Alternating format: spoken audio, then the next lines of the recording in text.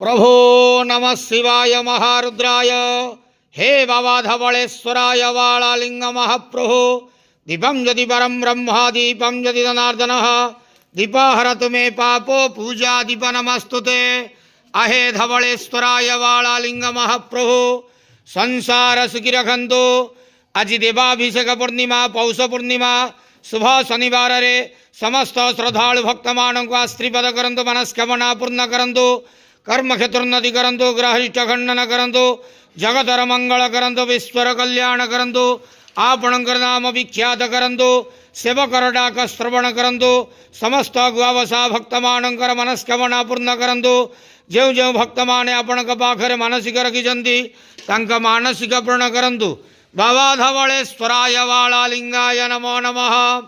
संसार सुखी रखंतु आनंद गवार हरि बोलो आज देवाभिषेक पूर्णिमा पौष पूर्णिमा शुभ शनिवार रे समस्त श्रद्धालु भक्त मानक आश्रीपद करंतु आनंद गवार हरि बोलो ओम हर हर महादेव शिव शंभु कैलासपति उमापति शिव शंकर महाप्रभु धवलेश्वराय वालालिंगाय नमो नमः।